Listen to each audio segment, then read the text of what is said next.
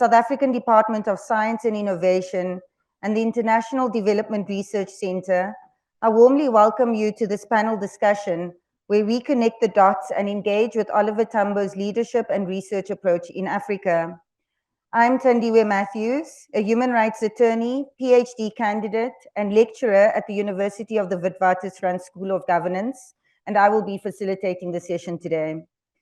First, before we begin the panel discussion, I would like to call on Dr. Fulufelo Nelwamondo to provide some welcoming remarks, please.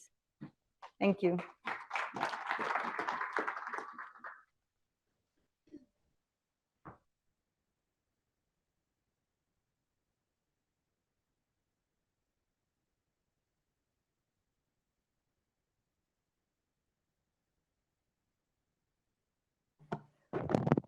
Good afternoon. I hope everyone is well. Let me acknowledge the program director, Ms. Thandiwe Matthews, who will be doing a great job this afternoon in facilitating this session. I would like to acknowledge the Minister of Higher Education, Science and Innovation, Dr. Blade Nzimande, in his absence. We just got informed that he has an emergency in KZN, and because of that, he won't be able to join us now. But he is fully with us in spirit, and he has a message that he will play to the audience just now.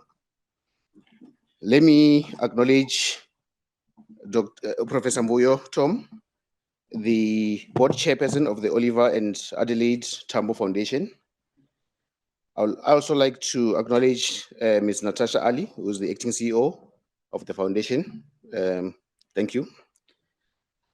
Let me also acknowledge the representatives of the DSI. I can see the two DDGs, DDG Dan Doyd and DDG Imran Patel. Thank you for joining us. I would like to also acknowledge Dr. Matthew Wallace from the International Research Development Center. Our esteemed panelists, let me not introduce you now. I know that we have a very good panel that will be engaging with us for the afternoon. They will be introduced in due time. Most importantly, I want to acknowledge the OR Tambo Africa Research Chairs and the leadership of the host institutions. It's because of you that this day becomes a very special day. The SGCI family, you're welcome. We always, and I've said this from the beginning of this week, that we are a family as a Science Granting Council initiative in Sub-Saharan Africa. The friends and colleagues who are in the room, esteemed colleagues, that's all of you. And those who are joining us online, let me again just say a very warm welcome to all of you. It is with great pleasure for me to welcome you to the National Research Foundation, where we advance knowledge, we transform lives, and inspire a nation through the support that we give to the institutions and to the system to advance science, research, and innovation for the betterment of life. Colleagues, when the NRF, the DSI, IDRC, and the Oliver and Adelaide Tambo Foundation embarked on this journey to establish the OR Tambo Africa Research Chairs, we will not have anticipated that the selection and the final awarding process will lead to a story that dovetails seamlessly with the life and the legacy of OR Tambo. The colleagues that we were together in the morning when we went to join the family in the cemetery, I'm sure they can attest to some of the connection that they have and the challenges that I think we have to solve through science going forward.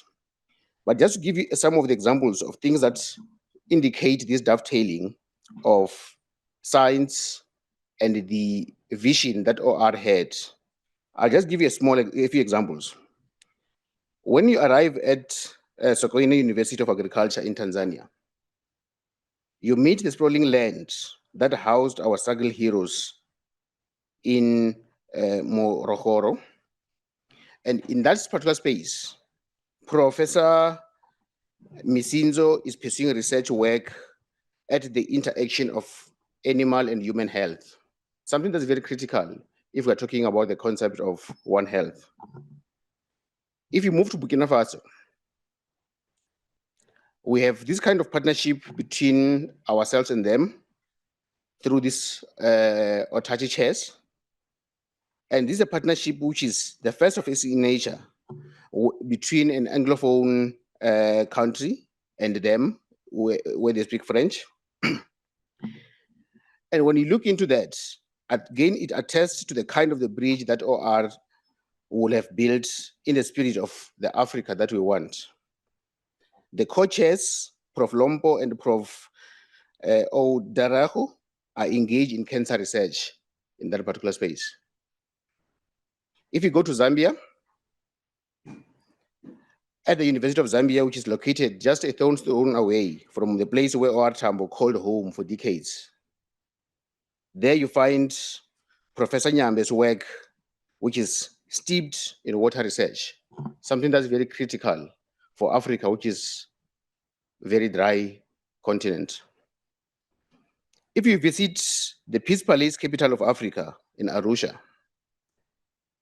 Nelson Mandela and OR Tambo united at the Nelson Mandela African Institute of Science and Technology, and therein, Prof. Hulda Swai is using nanotechnology as a tool for pioneering work on anti-malaria drug delivery.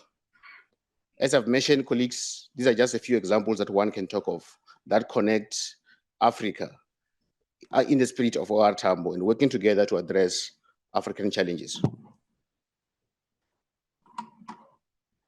I alluded to the session in the morning where we joined the family in the wreath-laying ceremony. And I think, again, even then, it also gave us a renewed hope that we have to carry this legacy and ensure that we use science, our strong position in science, to address the problems.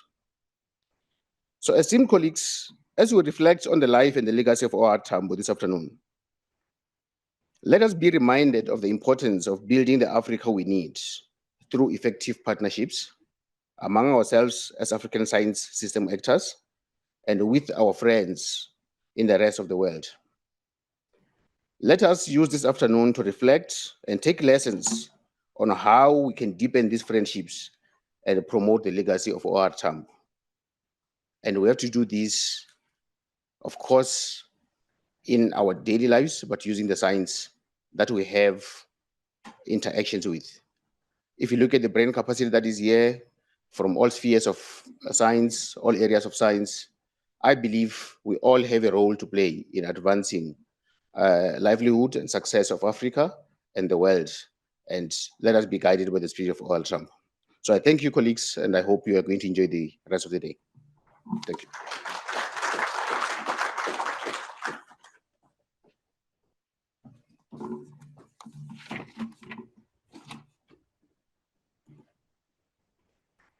Thank you so much, Dr. Fulufelo. Unfortunately, as Dr. Fulufelo mentioned, Minister Blade Nzimande is unable to join us in person, although I am informed that he is well represented here today. But in the meantime, please join me in listening to his recorded opening address. Thank you.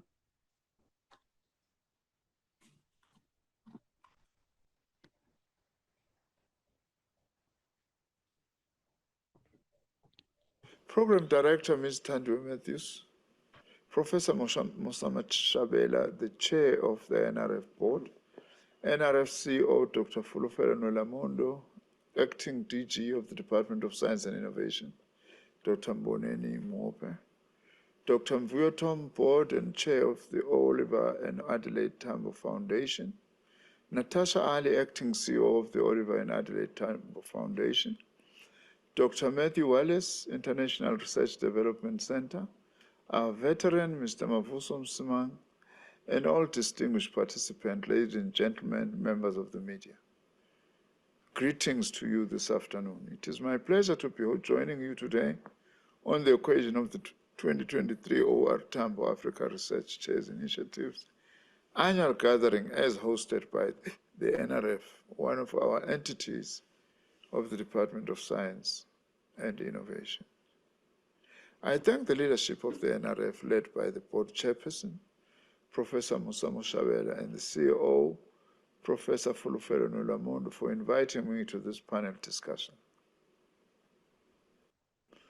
I would have liked to join in person today.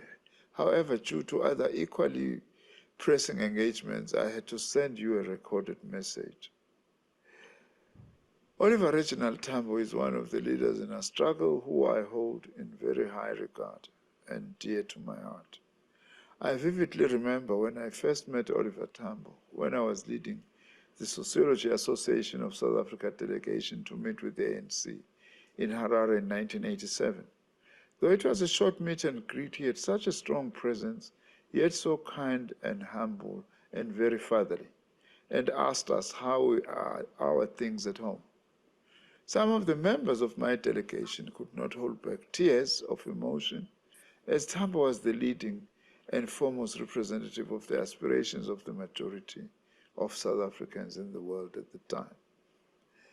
Naming this Research Chairs initiative in his honor is indeed a fitting tribute to this leader of international stature, who not only was a consummate politician and a lawyer of note, but also an extraordinary science and maths teacher before training as a lawyer and immersing himself in the ANC. Thank you very much for this thoughtful decision to name the research chairs after our beloved O.R. Tambo, as we called him. Oliver Reginald Tambo was born 27th of October 1917 in the rural town of Mbizana in Eastern Pondoland in the Eastern Cape.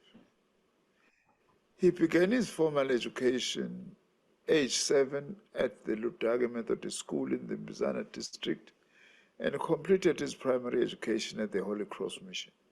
He then transferred to Johannesburg to attend St. Peter's College in Rosettenville, where he completed his high school education. Tambo matriculated at St. Peter's with a number of distinctions and then went on to study at the University College of Fort Hare near Alice, where he obtained his BSc degree in 1941. It was at Fort Hare that he first became involved in politics.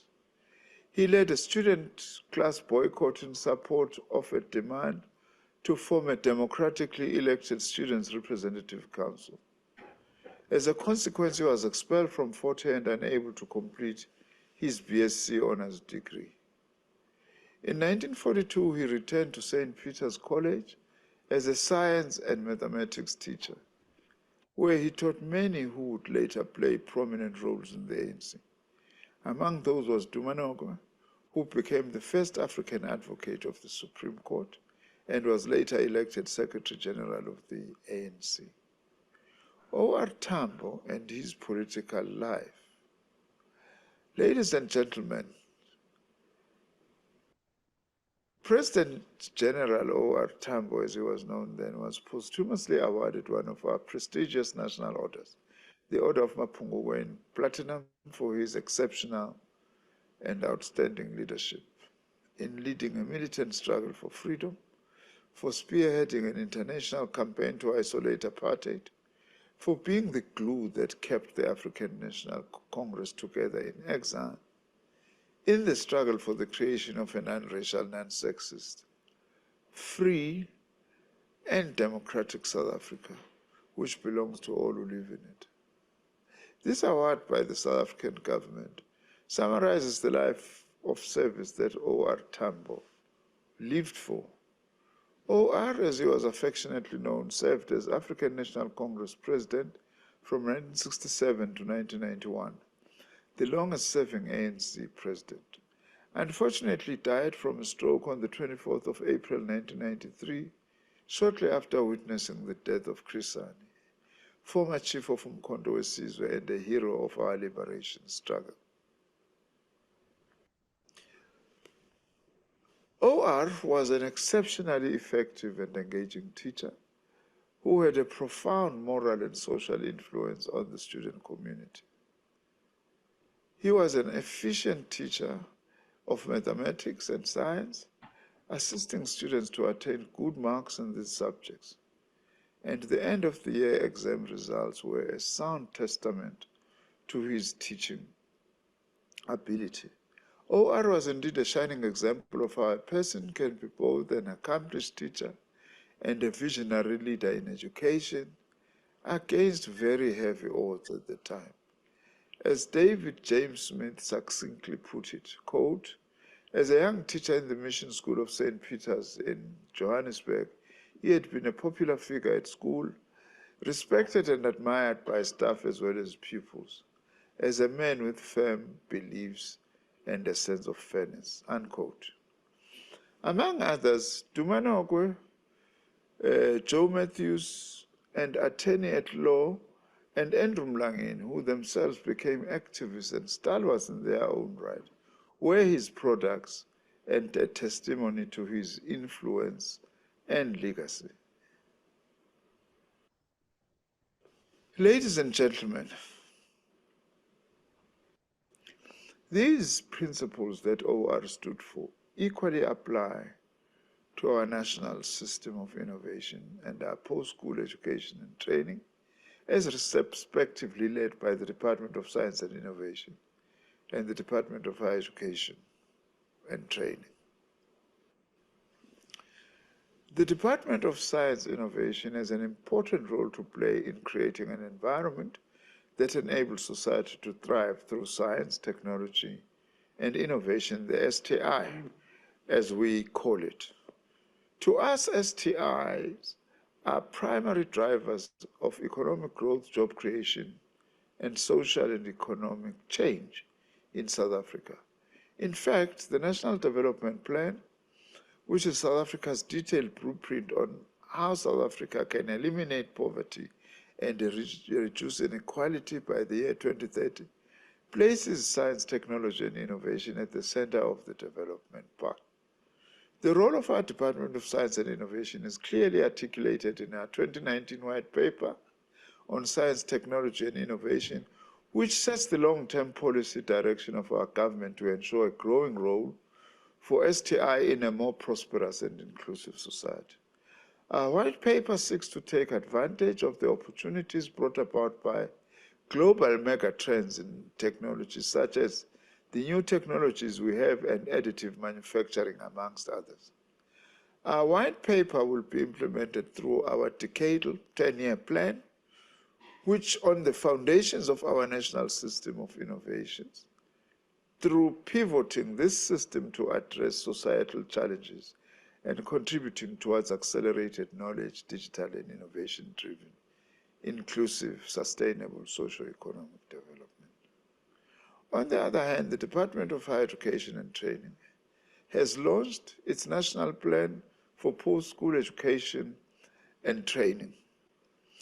The plan showcases government's continuous effort towards achieving an improved, transformed, expanded, responsive, and highly articulated post-school education and training. This plan is a roadmap for implementing the vision of the white paper for post-school education and training. On other critical plans, which I must mention, one of them is the Human Resources Development Strategy of South Africa, which provides the broad roadmap for human resources development in our country.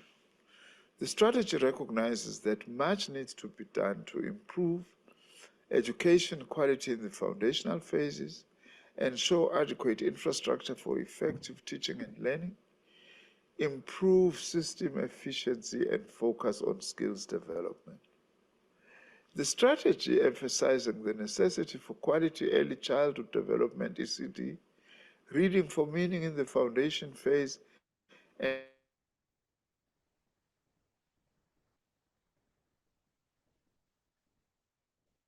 and labor market outcomes in subsequent years. This human resources development plan will be implemented through the countrywide master skills plan, which provides details on roles and responsibilities for the implementation of this HRD strategy of South Africa, as well as its indicators and targets. In conclusion, ladies and gentlemen, I would like to say that the OR Tambo Africa Research Chairs Initiative is a fitting tribute indeed to O.R. Tambo's legacy, exemplifying the essence of his life and work. This initiative will contribute immensely to our effort to create an educated, well-informed, and liberated society, which is what O.R. Tambo stood for. The O.R. Tambo schools reflect the challenges Africa as a continent and its people face, which includes climate change, public health and disease control, food and water security, entrepreneurship, ecosystems, and the environment. This initiative will hopefully contribute enormously to an African research agenda that is led by Africans and, of course, the diaspora, and also ensuring its appropriate funding. What is more pleasing is that this initiative is premised on ensuring that the knowledge that emerges from these research chairs will be openly shared amongst everyone in Africa and its diaspora. This supports the concept of open science, which I firmly support. And with these words, I thank you.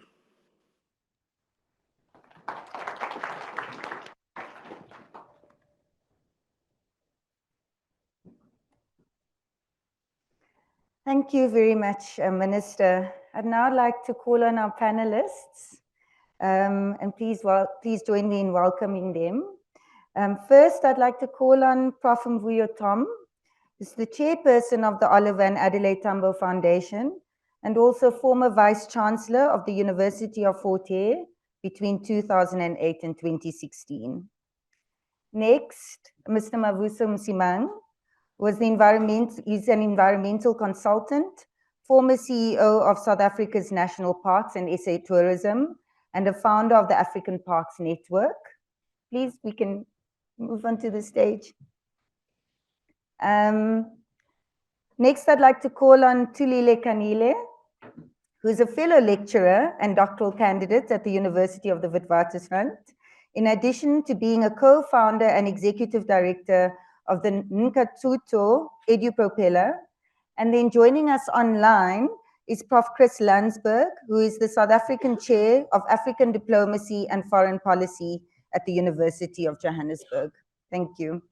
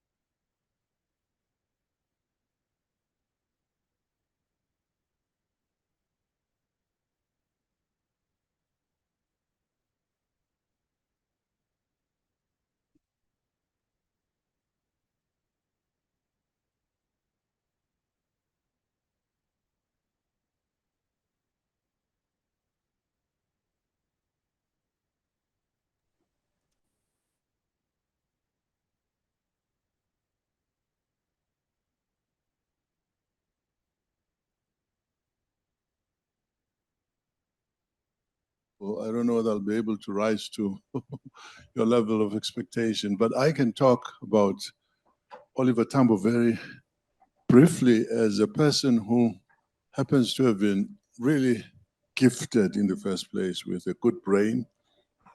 He sailed through his lower level of education, earning himself bursaries. He studied physics and math, mainly because it was thought Africans really did not like or were not competent to do that. That's why he did it, to show that it could be done by an African. When there were serious problems around the implementation of the apartheid thing, he decided to do law right across from physics and science, BSc. He did law and set up with Nelson Mandela. Mandela used to say that Tambo was the man of detail, with all the cases that he took up, mainly concerning poor people who were victims of petty apartheid. He was the person with the attention to detail, while Mandela was looking at some of the bigger issues and so on. But I noticed that it said that he led the ANC from 1967 to 1991. That's technically correct, but really de facto, as soon as the ANC was banned in 1960, and he had been asked by the National Executive Committee to go abroad, there was no organization to run internally. So he ran the ANC from 1960 to up to the time when he came back home in 1990, or after the December meeting. The type of humble person that he was. There was a time when we would be meeting important people trying to raise funds or tell the world about apartheid. We said, we're getting some difficulties always introducing you as acting president. When do you actually become president? Thulile is not likely to come out, and we're not going to back home soon. And his answer was, unfortunately, presidents tend to be elected by the people at conferences, and unless there is a conference, and then conferences can't be held in exile. So I'll continue as acting president. It took pressure from, or discussion from, the leadership on Robben Island for him to accept the role of president of the ANC, which he said he would relinquish or at least contest as soon as there was a possibility of doing that. Don't quite know how much time I'm given, but to say we are honoring a person who was extremely humble, gifted. I talked about his intellectual capacity, propensity, but he was also a very gifted sports person, He used to, the stick fights in the countryside, we're going motion and so on. He was a good horseman. He played tennis. He could swim. He just was an all-rounder, a very gifted person at that. So, but things have been said about his intellectual prowess, about his thinking really out of the political box in which he was, and always looking at welcoming education, looking at the nature of education that would be given at a place like Mazimbu, Solomon Mahlangu College in Tanzania. The input, the influence that he provided in the development of education there was very telling and very, very influential, very relevant. But let me stop by saying that Albie Sachs likes to talk about OR very much, always says that if you read the Constitution of South Africa, looked at it very carefully, you would see on its DNA written Oliver Tambo, Oliver Tambo, Oliver Tambo. Maybe there'll be an opportunity to talk later. I'm not quite sure how to cut this, but that's the person that you have honored. You could not be embarrassed in any way by the association. A good man. I just think we should always, for me, when you worked with him, for him it was, but you wanted to do your work, not for fear that he might discover you haven't done it, because you just didn't want to disappoint him. So much confidence did he put in people that he worked with. He was a good developer of people, a very humble person, extremely so. That was Oliver Tambo. Thank you. Thank you so much, sir. I think the reflections on servant leadership is something that we need to hold on to quite strongly as we confront our contemporary challenges, not only in South Africa, but also on the continent.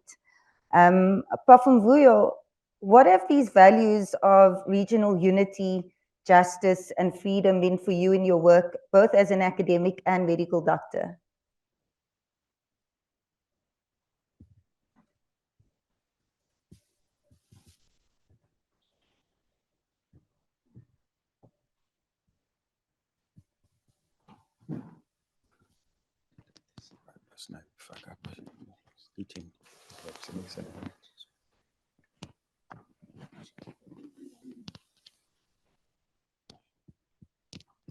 I'm being wired. Thank you very much for the question, and good afternoon to all of you. And thank you for gracing this occasion on one of the greatest leaders, not only of South Africa, but the continent and the globe, Oliver Reginald Tambo. If you have to start with the values that were espoused by OR, I will refer to him as OR for now, not because I'm misbehaving, but because it's simpler and more affectionate to call him that. If you have to look at most of the values, including unity, and I'm not just going to talk about unity because there's a reference to humility that Mavuso has raised. I'll use that term for now. He's an elder. I may be 70, but he's older than me, so he remains Upoti. So I just want to start with an example of the humility and the people-centered nature that OR was. And I'm quoting an occasion that I met him for the first time in 1982, in a sad occasion, with the funeral of about 45 people in Maseru, massacred by the apartheid government. And that included Lesotho citizens, Basotho people. So after that funeral, in fact, I started wondering first what he was going to say in the funeral itself, in his own speech, after many other people had spoken. And then he had to step in and be almost the last speaker.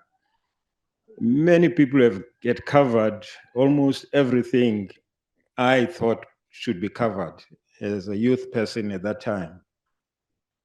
And I was wondering, what is OR going to say now that is new, more than these people have said? And he came to the stage, and almost everything he said was new.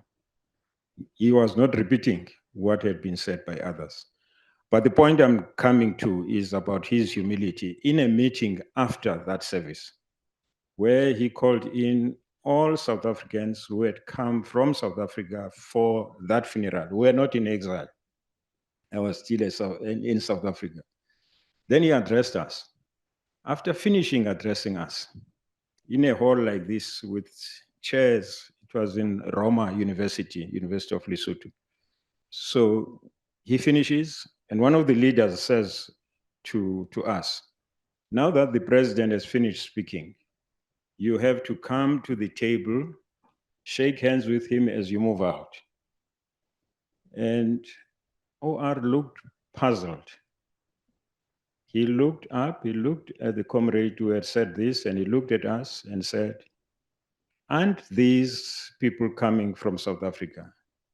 Haven't they ventured to come to Lesotho and face the atrocities that are potentially going to attend to them as they go back to the country? It is not the people who must come to me. it is I who must go to the people. So that struck me. Here is a president of a liberation movement who is not thinking about himself, but thinking about the people.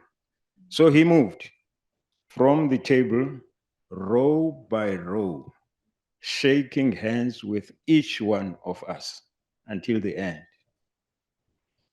That was a remarkable sign of humility that I saw in Comrade OR in that meeting. And I'm not going to repeat the other occasions. And it has already been said both by Minister Blade and Mavuso, his humility.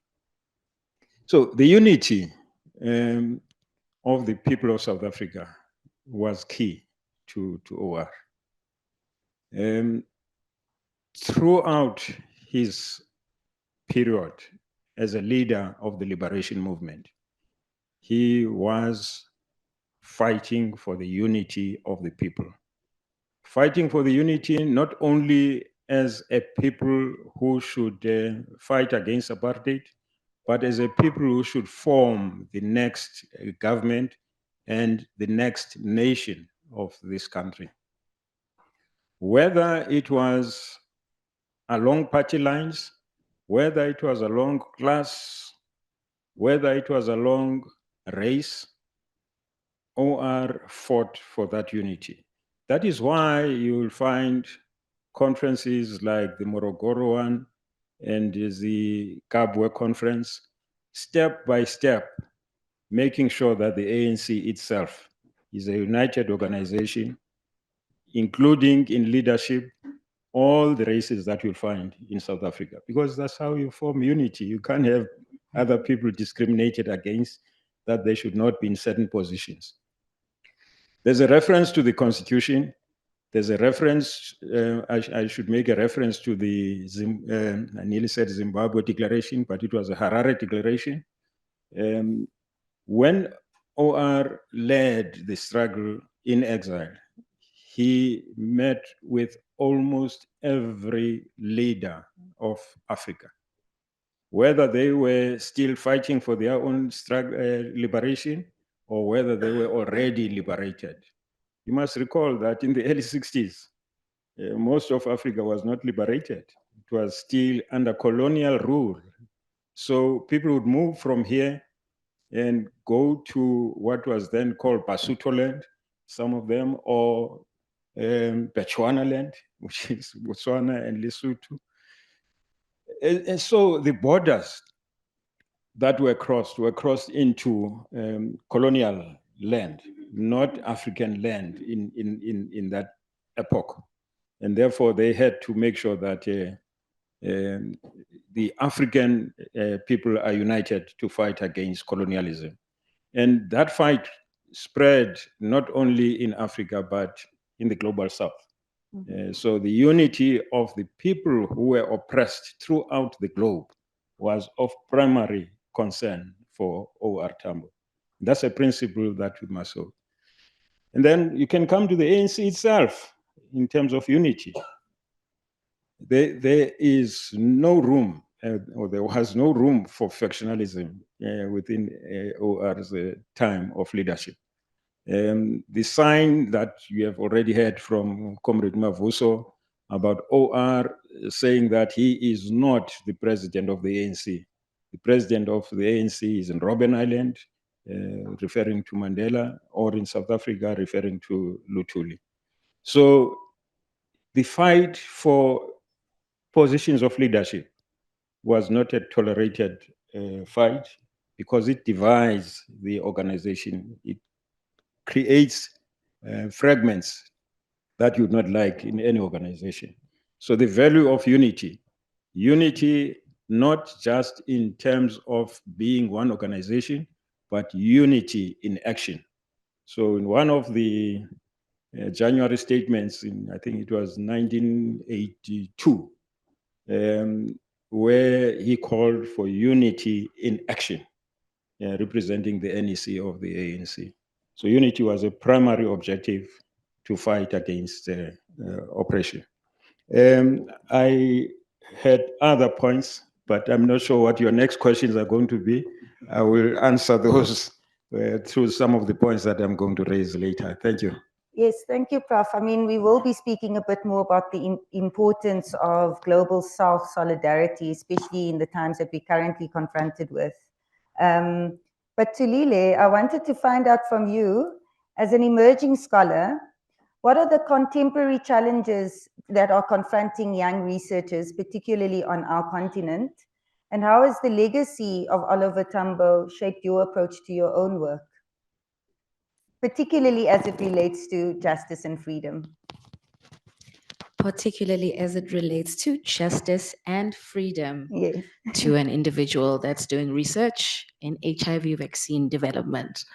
So that's an interesting question, right? Because if we think about, perhaps if I move back a little bit and I speak about my interaction with Umkhulu, because I'm thinking maybe you guys are more bondate or baba. So Umkhulu, I had quite the honor or the privilege of going to Somavco, that has been referred to quite a number of times in the speeches here, as a young person at the time with absolutely no interest in politics. My word, for what?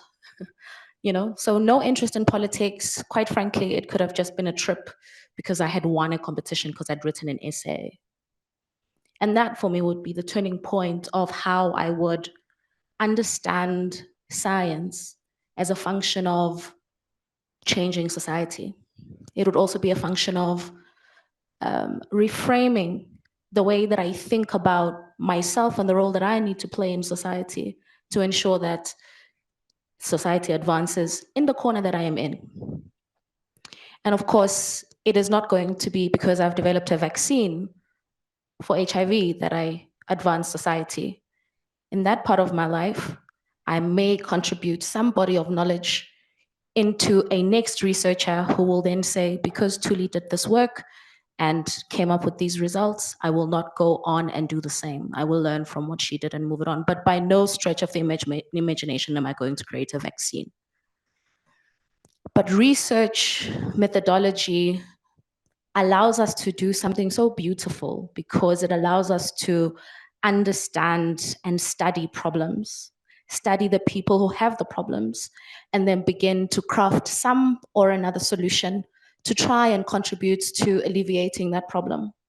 And knowing that and having been exposed to Somavco and seeing the furniture shops or the furniture manufacturing and seeing the pig farms that are still standing there today and being very surprised that the school, the high school there had a biosafety level 2 cabinet that I only saw post my first degree. And I said, well, whoever was contributing to the development of the Somavco thing was quite the visionary, because you could see very clearly a microcosm or at least a pilot of what South Africa should have looked like. You saw or see still today in Somavco, in Morogoro, that this is how science should be carried out at school, in universities, and how it should permeate directly into society. This thing of translating research that we are fighting with today, you can see in Somavco. So we are debating and trying to figure out how to do it, but in Somavco it was there. So if you're a young person, you have to ask yourself, well, who are these people that were crafting this vision, and for what purpose? And how can I then use those values moving forward? So then I start with a colleague of mine, Nka'Thuto, EduPropeller, where we translate this research and teach it to young people so that they then can become problem solvers using research within their communities. And that becomes, for me, really how we translate or carry through the legacy of OR Tambo. And then you add to that the understanding of how, as South Africa, we're so dependent and so connected to the rest of the continent. So then you have to start to say, oh, which other people or young researchers in the continent can I work with to advance the agenda of translating? So I've been to Malawi doing work in this space, to Cameroon, to Zimbabwe, doing work where we teach research methods to people that are already doing one or another skill within the science space, so that we're able to develop or conceptualize at least technologies or solutions that can ultimately be translated into society. And one of the things that there's a mentor of mine who I called yesterday and I said, what do you want to tell me that I should know that I can't Google? Because that's what I have, right? I have Google to find out about Nka'Thuto, right? Mm-hmm. And he said to me, the armed struggle happened and it informed politics. And he says, Nka'Thuto then decided education and the understanding of politics should instead inform the armed struggle. We shouldn't be led by war, but we instead should lead the war and implement war and the armed struggle as in when it is necessary.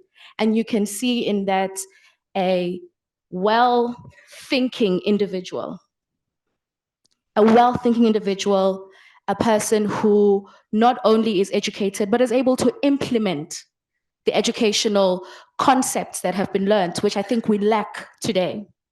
Mm-hmm.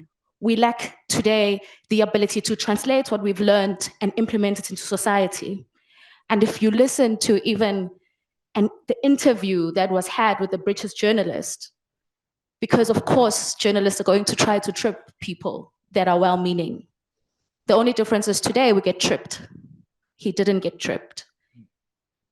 And you could see that this is a measured individual. And today, when we think about how can we contribute in research and how can we be measured about the research we do, I'm going to say the thing that we're not doing as researchers is going to the people and letting the people inform what research we should be doing. We think we're doing that in our policies, but we're not, because we're not engaging the people directly and finding out from the people on the ground directly what it is they need.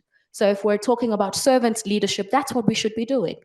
We should be, as researchers, spending as much time on the ground than we do in labs and in front of our computers. Thanks. Thank you, Thulile. That was very powerful. I think you're right. Inductive research needs to be what leads your research rather than theories and trying to make us fit into boxes. And something that I learned from Oliver Tambo was about conscientizing your work and letting your work serve your society. So thank you for those very poignant remarks. Prof. Landsberg, you online. My question to you, Prof, is our world appears to be increasingly polarized. At the same time, the transition to a multipolar world provides us with new opportunities for African scholarship to play a more central role globally. What lessons can we learn from Oliver Tambo to guide us through these increasingly complex times? Thank you for having me. Thanks to the CEO of the NRF, Mr. Mavuso Msimang. Our paths cross all the time. Dr. Tom, good to see you. Again, we used to work very closely. I don't know what I've done to you lately, not to get as many invitations, but you and I shall take that offline. But on a serious note, thank you, colleagues. Sorry that I can't join you. It was going to be quite a challenge for me to cross the Yukskei in time to join you there in Pretoria. I was actually wondering whether you would smuggle the Lady R question in, and there you did just that. But on a more serious note, what I love about your question, it helps me to play to my purported strength of international relations and study leaders, but study international leadership in particular. So let me make a few hopefully useful points.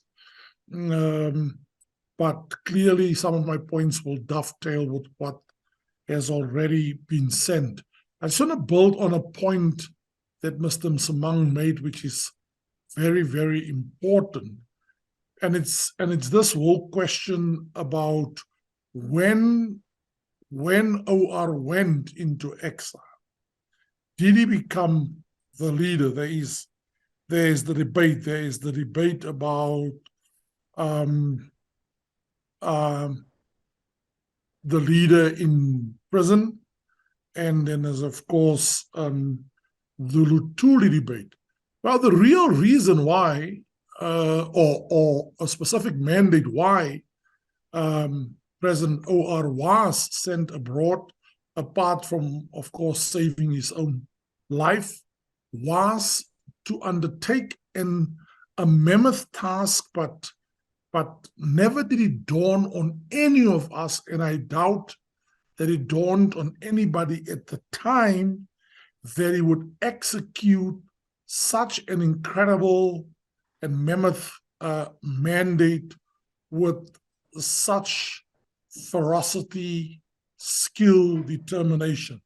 And that was not only to go and build the African National Congress abroad and other liberation movements, but to go and build an international solidarity movement against apartheid. Let me stress, because it goes to the heart of your question, to go and build a solidarity movement. Now, let me hasten to add, and then I'll continue to briefly answer your question. We've, the CEO and I had the privilege a couple of months to spend time with another respected leader of our age. And we were in his company for about 3 hours. Most of us, Mr. Msimang, you were there. I suppose many in the audience were there. We just buried 2 stalwarts of brothers. So I mentioned the death of those 2 brothers alongside the leader you and I spent time with and other leaders. The one thing that stands out for me, and I'm actually busy writing an opinion piece stroke obituary about Aziz Pahat as what I call the gentle activist internationalist. The first thing you have to say about OR, he stood for a number of values, as so many leaders of his time stood for. Internationalism, another word for solidarity and solidarism, stands out like a pole on top of water, stands out as a principle. We need solidarity more than we've ever needed in a long time. I was very active during the whole Lady R debate and so on. And I don't just enter debates for the sake of it. And I was trying to keep out, or shall I say, keep my powder dry on the unfathomable, unthinkable carnage that's about to play itself out in Gaza, as Israel is literally, remember I didn't say the Jews, I said Israel is about to literally go and flatten an oppressed people. And you have the so-called leader of the free world, or the leader, the so-called free world, getting on a plane, in part to also meet counterparts from the Arab world. But as he gets on those stairs, he utters the words, "I'm going there to show our unstinting friendship, solidarity, and unity with Israel." Now, that's not solidarity. That's not even-handedness. That is not non-alignment. Right, so let's just be clear. The world is so deeply divided that we need thousands of OR Tambos right now. Other values they stood for. They simply did not compromise on racism. They stood for non-racialism. In fact, Esopahad, the title of his book that we're about to launch soon, is so fascinating, Committed for Life. They were committed to a set of values, non-racialism, and there was a stress on humanity, non-sexism, unity above all else, unity in Africa in particular, but unity globally, bridging the divide between North and South through internationalism. And let me state a very, very important one in our crime-ridden society, much of the crime coming from being a traumatized state that had to resort to violence to deal with an oppressive, racist, brutal, destabilizing regime, as Dr. Tom just reminded us. War is the last resort to resolve any problems. So if ever you want to have a debate about South Africa's foreign policy, and it didn't start in 1993 with a famous article by President Nelson Mandela in the Foreign Affairs Journal. It actually started with, in 1912, and the Freedom Charter, and the Defiance Campaign, and Morogoro, and all of these. So here was an internationalist that went to build, and I suppose it's the wrong word, Chair Farana, it's probably the wrong word, but to went to go and build one of the most formidable liberation movements, the oldest that the world has seen. But for somebody to take the helm in playing that leadership role, I stress leadership just like my colleagues. So I'm going to end on 3 notes about O.R. Tambo's leadership for me. But for somebody to go and build an anti-crusade global mission, an anti-apartheid movement so successfully, what kind of leader does it take? And we've heard what kind of leader it took. And I just want to add 2 leadership attributes and styles to the one that has been invoked the most so far. Indeed, he has been a servant leader. And what does a servant leader do? Puts himself second to those who he or she is supposed to serve. But I just want to end with 2 other leadership attributes, and we can go into detail later. Transformation has become, unfortunately, 30 years into our democracy, almost a swear word. We pay such lip service to it. But here was a transformational leader. In other words, somebody who's able to define current problems and get both individuals and society to change in directions unthinkable. And then I just want to finally share with you a new leadership attribute that lots of work is being done on, and scholarship is emerging on this area and in this area. Authentic leadership. What is authentic leadership? As the word says, you have no idea to try and emulate somebody else or pretend you are who you are not. You are very comfortable in being authentically yourself. And finally, it's somebody who is self-aware and is so self-aware that he or she is deeply aware of their strengths and their weakness. What a humble, gentle giant, but one that would pay the ultimate price, as he ultimately did when he got the stroke in 1989, for a greater cause, and was willing to pay the ultimate price. Thank you so much, Prof. Chris. I think what's very important to us right now is about our world being extremely polarized, and we all worry about what is happening in the Middle East at the moment. My second question actually does dovetail off some of Prof. Chris's remarks, where during COVID, and this was the time that the chairs were actually launched, the continent proved that it can come together during times of crisis.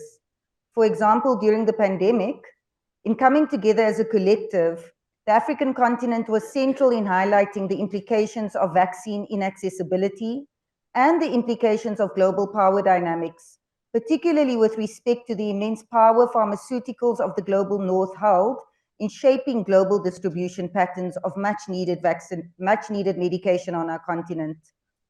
How do we continue this sense of solidarity toward the advancement of our collective prosperity beyond crisis-centered interventions? So beyond just coming together in times of crises, how do we continue with that kind of momentum? And what does it practically look like to emulate the life, values, and principles that OR Tambo espoused at the intersection of research in Africa? So I'd like to start with you, Prof. Mvuyo. And then we can continue to Thulile after that. Prof. Tom. Thank you.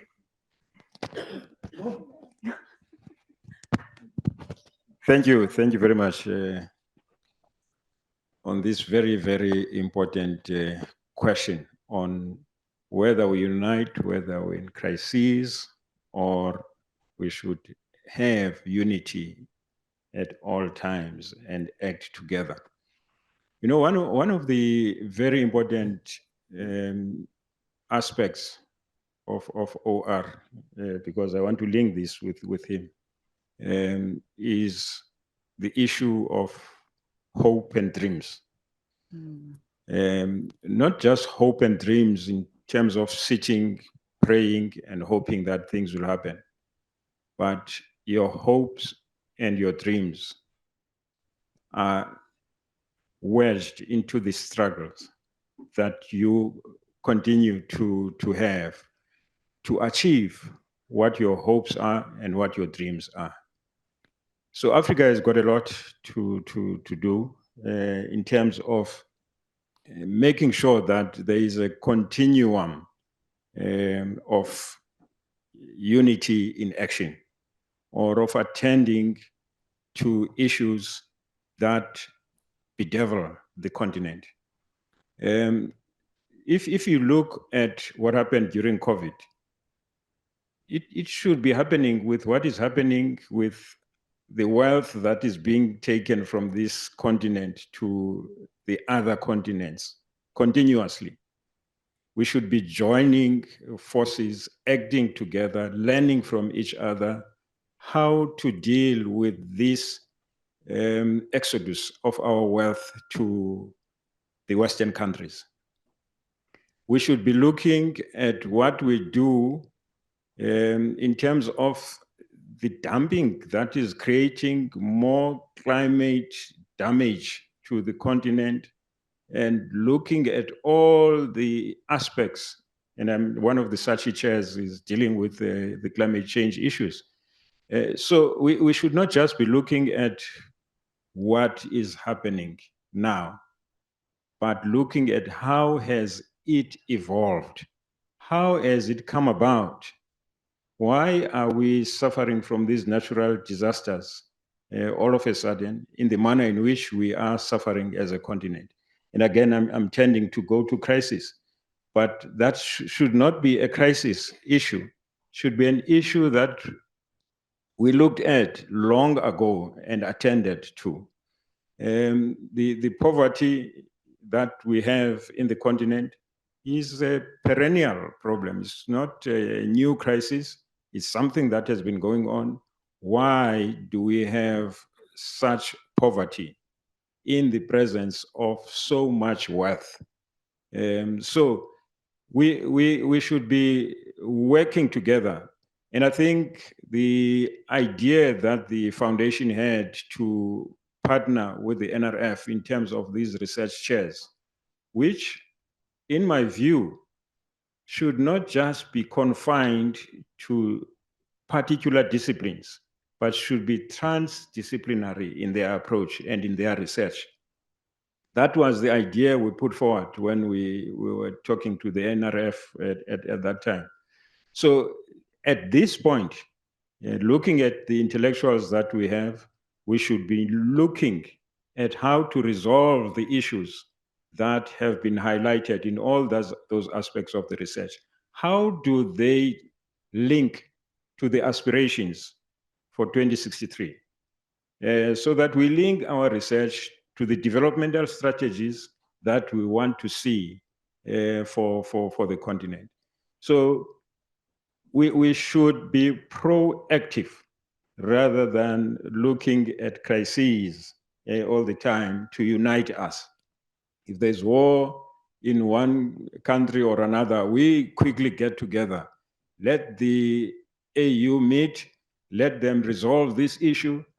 But how do these wars come about? How do we have the coups that we have in the continent so frequently? So these are issues that we should be looking at. Otherwise, our development will be slowed down. And we should not be just thinking to do things as we have been doing and hope that they will change the continent. We should step up our own activities and our own efforts to ensure that there's a scaling up rather than just doing as we have been doing as a continent. Then we'll be able to achieve the avoidance of some of the crises that we are faced with. Thank you. Thank you, Prof. I think your point about interdisciplinarity is so important. Trans rather than inter. Could you maybe explain to us the distinction?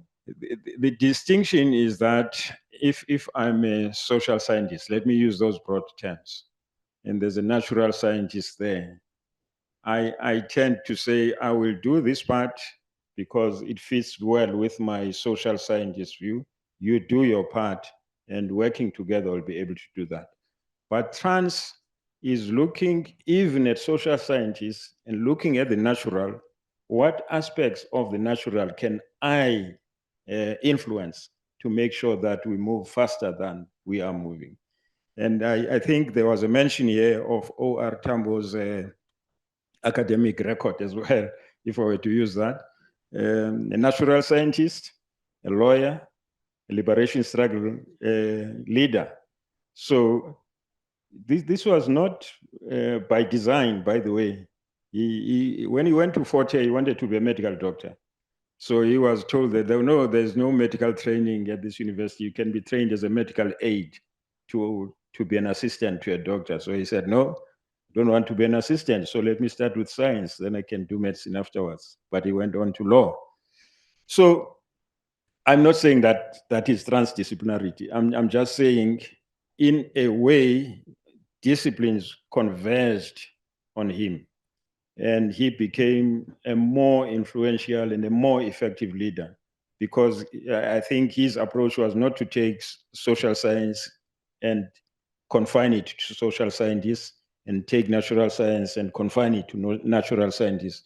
He knew that these are interconnected aspects. So that is what I'm talking about, interconnectedness of the disciplines to make sure that you can have a more accelerated effect than what we do. Thank you, Prof. I think that also speaks to your point about unity and the importance of achieving unity through the way that we go about doing our work. Thulile, you had mentioned earlier the BBC interview. I'm assuming it was the one that happened during COVID. I'm not sure if that was what you were referring to, but I wanted to find out your views about how do we conduct research in a manner that does center the needs of the global south, that we avoid what we had to confront during COVID, and especially given your work on HIV vaccines, what are the challenges that you confront? I mean, as a researcher, I guess in the lab and not the clinical aspects of HIV, I imagine my challenges are fairly rudimentary. It's whether or not I'm getting the antibody I need on time. It's whether or not I have funding. It's whether or not I can get funding for one or another student. It's whether or not I can get funding for getting or acquiring another skill elsewhere in a different lab that has got the resources to teach me that skill. But in as far as how we translate or really look at how we use research to solve everyday problems, I want to say, I think what we're not doing is this transdisciplinarity. I think we're continuously are working in silos. I often make the example, I am doing research on an HIV vaccine that if it worked, a person would have to present themselves for a shot at least 8 times. We already know from COVID that some people won't present once. So then we have to say, should we be doing PhDs like that? I mean, it's a difficult question because it's the PhD I'm doing. But if I have to critique and I had control, better control of what research I was doing, this is not the research I'd be doing. And I think you would find that a lot of PhD students, a lot of master students are engaged in research they have no business doing because we are doing PhDs and masters for intellectual gymnastics. And we haven't addressed this yet because we're still concerned about the number of PhDs we're going to get and the number of master students we're going to get. And we haven't yet looked at the quality and translatability of the research that people are doing. And I think that's going to be the problem. But also, research and researchers and scientists live in their own world for some reason. That a scientist is sitting on this panel is outrageous, especially at this age, on this topic. It's outrageous. So well done. Well done, Dorothy. Because this is outrageous. We typically are where we are and we're doing what we're doing and we get our degrees and we publish and we go to conferences and that's it. Where we should be interacting with the politics of the day, we don't. Where we should be interacting with the economics of the day and the social science aspects of the day, we don't. Because it doesn't necessarily speak to how I get incentivized as a researcher. So if we look at how we're going to really create meaningful science that is going to respond quickly to a crisis, if we're describing a crisis as something we didn't know was going to happen. Because if it's something we knew was going to happen, then it's not a crisis. Then we must look at whether or not the areas of research we are doing are relevant to begin with. If things that we knew were going to come fail us. If it's a crisis, we didn't know it was going to come. Then we have to say, okay, fine. In the response, what is it that we have to do? Because it's a crisis. You know, I mean, it's interesting. You asked the question around how African states came together during the vaccine, but then we built a vaccine manufacturing plant in South Africa, and none of the African countries ordered. Even after we stood together as Africa to say, Haibo, give us the stuff, guys. When it was here and we were manufacturing, we didn't get any orders. But then you have to ask yourself, when we made the decision around developing the plant, was it based on having it gone into the continent to say, should we build the plant, are you going to buy? And then we built it first. And we galvanized all the researchers when we put them into one room and we said, what are the skill set that we need to produce this vaccine? Without any buyer. Because as researchers, we don't interact with the business. We don't interact with the business. And because the people in business don't interact with the science.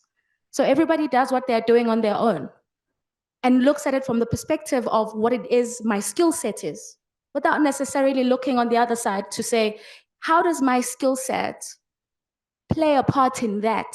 What is it that I need to know in that skill set to be able to answer the question that I'm asking within my skill set? And I think we're not doing that enough. And I don't know whose fault that is. I don't know whose fault that is. And I mean, it's interesting as young people when we sit in rooms like this and you know, there are conversations around, you know, 2063 agenda and you look around and you think these young people that are going to be the ones leading in 2063 don't know anything about it. Because for some reason, we're doing something wrong in how we're communicating or including young people into the spaces that say, after you've done the research, how do you implement it? When do you implement it? What's the timeline? What's the value chain for this? We're not doing that, and that's going to be a problem. So we're going to continuously see ourselves developing IP and having that IP not being translated into something that is profitable or something that is impacting society, because we're still working in silos and we're not asking the right questions. We're building infrastructure and frameworks, which is great. We love the frameworks and we love that as young people, but we need to start seeing how these things speak to each other and how these things can be implemented in a way that's going to not make us in 2063 look back and say we were done under in 2023. Thank you, Thulile. I mean, I have similar issues. I'm a lawyer, so with legal education, we're not really taught the political implications of the law and where our constitution was developed, the political underpinnings of our constitution, the relevance it has in our society. Sometimes I think it has to do with the structures of our university campuses. They're so big, faculties don't get to interact with each other. So even as a lawyer, if you're using intersectionality as a research methodology, you're not really going to the gender department because the department is so far apart from where the law department is. So we don't get to interact with other disciplines. And I think it is something we need to start thinking more about. Those of us that have been lucky enough to be conscientized at home have been privileged to get that kind of information. But at the same time, I think our educational structures are very insular at the moment. Mavuso, sir, I'd like to ask you, as someone who worked with Oliver Tambo, at an intergenerational women's dialogue that I participated in, also hosted by the Tambo Foundation, I learned from Gertrude Shorpe and the late Dr. Fini Jinwala that Oliver Reginald Tambo was a keen feminist. We live on a continent where women and young people constitute the majority, yet remain excluded politically, economically, and socially. Particularly, youth unemployment rates soar and environmental degradation persists. To sustain unequal market economies that benefit only a small proportion of society's wealthy elite. How do we adequately account for a world of tomorrow, for future generations who did not cause the harm that they are now experiencing? And what is the role of science and research in this respect? And I'd like you to speak towards your experience in the environmental sector, the kind of challenges that we need to start thinking about as we plan for the world of tomorrow. Thank you. Asked about Tambo, the feminist agenda person. It's interesting. I would really like, with your permission, to just let people understand where I miss Tambo the most right now. I think if you were here, this Pan-Africanist would have assisted us to deal with some of the problems we are having.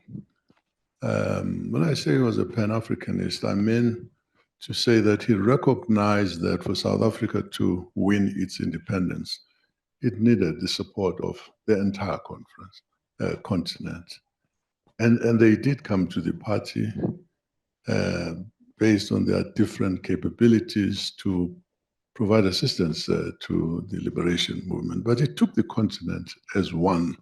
I remember there was a time, I think it was in Uganda, it was very difficult to start the struggle in South Africa after it had been declared that the ANC was banned. And it was taking time for people to come back. And some of the people from the AU would be saying, well, you guys, when are you starting to fight in South Africa and so on? And I think at a certain time, I will not mention the country, somebody said, oh, these guys are really globetrotting, eating chicken in the basket, and so on. Sitting next to him, and he writes a note here, chicken in the basket. What's that? So, but when he was a teacher at a time when people like Dumanoko would be saying, come on, fire off now. These people are demanding unity, which is artificial, because everybody was calling for unity. Pan-Africanist Congress, us and other people. And he would really stick to the text of what the struggle is all about, where did it start, and so on. But I think when they had pushed him a little too far, he said that he didn't understand that the African continent consisted of senior brothers and juniors. He always thought that Africa would not be free until every piece of it was free. But that those who were not yet liberated were not necessarily junior people. I don't understand what the chicken in the basket is. You know, he was responding to this person who's saying, instead of fighting, we're busy eating chicken in the basket. But the point he makes is you have a responsibility to support the struggle to the end, because the continent as a whole must be free. And until South Africa is free, the continent really cannot consider itself free. Ben Bella of Algeria used to say that. And at the first OAU meeting, OAU it was called, and he said, let us just die a little bit, just a little bit, for the liberation of South Africa so that the entire continent is free.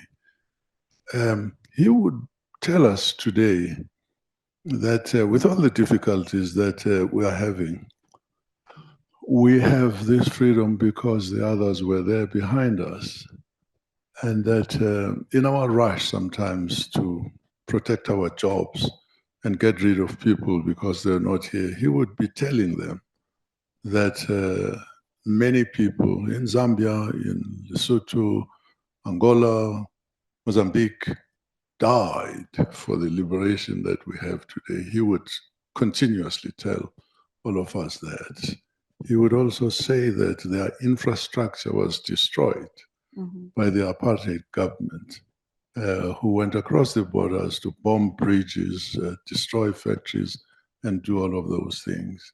So perhaps now that we're here, we should look to consolidating, to building at the subcontinent level a SADC that is more than just meetings and organs of this and the other.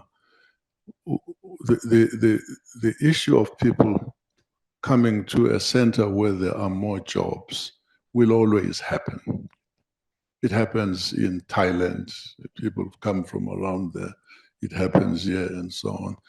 The solution is not to try to change the constitution, as some people are saying now, or to go to court and do all these funny things. I think he would be saying, let's build a capacity in SADC for these countries to be able to develop their economies through joint effort and support, so that Zambia, for instance, which is so well watered, could possibly be the center for agriculture in SADC, and the institutions would be created there that would promote research and so on. Zimbabwe this and other people the other, because that's the only solution that we will have in order to stabilize population movements here. We are really fast becoming a country of xenophobes. And I don't think he would be able to, I think he would lift us out of that. So I miss him for that. And another little thing is his self-confidence without arrogance enabled him to make use of the best resources from across cultures. So when this Freedom Charter was being drawn up, there are people who were very upset and said, you're getting in merchants who are Indians, you're getting white people to do, you're going to dilute our struggle. This is an African struggle. And he said, you know, perhaps we should blame our mothers who gave birth to us so inferior that the inclusion of a few white people and Indians and others is going to divert our struggle. There must be something seriously wrong with us. So that's the kind of outlook that he projected. On the issue of feminism, the ANC can take pride in that it started in many institutions, in parliament for sure, with the highest number of women. This is thanks almost entirely, well, primarily to OR. He was so conscious of that. The National Executive Committee, where there were always fewer women there were always few women who left the country, but they found places in the leadership, in the leading organizations of the struggle. So your question was, what should I comment on? I just thought it's important No, I think to... you've covered the question. I was looking for pearls of wisdom for us to take forward to a world of tomorrow, thinking about the harms that the young people of our generation did not cause. And in the context of environmental degradation, which is work that you do, what is it that we need to be focusing on when it comes to research? Sure. No, thanks very much. I won't delve too much into that. But to say, I think again, as a person who really had a helicopter view of many things that were happening, he already had, we were represented in many councils of the UN by environmentalists. Professor Stan Sangweni, now late, was the representative of the ANC at UNEP, at other places, etc. He always recognized that one day there would be a need for a free South Africa to play a leading role in issues that go beyond politics. I sometimes see us talking about this transition, the just transition from anthrax, from coal, to the green energy, which, by the way, must happen even if Europe fails because of their shortcomings. This thing has nothing to do with pleasing or displeasing big powers. Very rarely, by the way, and OR would have picked this thing, do people mention the fact that over 2,000 people die every day in Mpumalanga from coal-related diseases, ESCOM-related diseases. Yes, we talk about the economy floundering quickly if we change to other things. I think there is a need for a steady hand to look at what needs to be done for the survival of our continent. Global warming is a fact of life. Very few people can see the floods, the things that are happening in KZN today, in Eastern Cape all the time. I think he would take a very keen interest on that. It would become one of the areas of, one of the desks within the African National Congress. Certainly, that was the way he looked at things. So I think in him, in his personality, we had a person who understood globally what the requirement for humanity was. And it did value research tremendously, and did deploy some of the people who are not sitting in politics directly to participate in the different organs, even before this liberation came in 1994. Little contribution I can make. Thank you. Prof. Landsberg, I haven't forgotten about you, but I also want to open up to the floor to ask some questions. If there are any questions coming from the floor.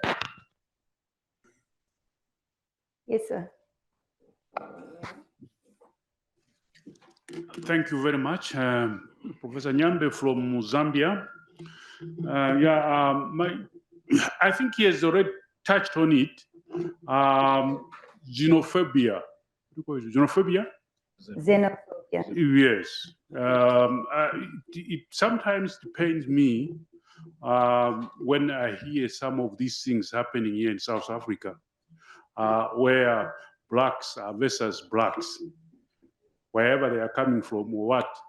And listening to the life of Oliver Tambo, listening to the way he has put it, for sure, I wanted to find out from you people there, what are you doing yourself to try to inculcate the idea that Oliver Tambo was for unity, Oliver Tambo was for Africa, and there was no need for any of this xenophobia or whatever you may call it. How much is South Africa doing to try to educate some of our young people here to look at Africa as Africans as Africa, or South African as Africans and stuff like that, so that if we are going to walk in the footsteps of Oliver Tambo, what it means that we have to work together. The things that we are talking about, working together, doing things together start by first recognizing what Oliver stood for: unity. What Oliver stood for: togetherness. The mobilization that Oliver did, going from continent to, from country to country, to make sure that Africans work together, has, in a very short time, disappointed me when I hear that there is something like that happening in South Africa. Not once, but I think I heard it twice happening. Can we do something? Thank you. Thank you. Prof. Landsberg, I think that's a question for you to please address, given your expertise on internationalism. I'll note that for you, and then if we have any more questions, I'll go 1, 2, 3, 4. Thank you very much. I'm Ezron Karimbribo from Sokoine University of Agriculture in Morogoro, the various MAFCO Thulile clarified to. As a follow-up to my colleague question, is an issue of having that sense of actually unity among Africans.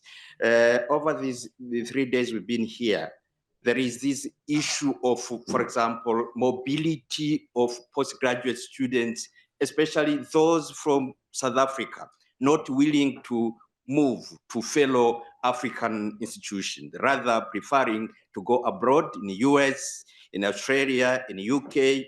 How can we maybe together solve this problem? Because I understand, even in some of these African institutions, we have some facilities, like Thulile mentioned in my unit institutions, which could absolutely be utilized wisely to solve African problems. Thank you.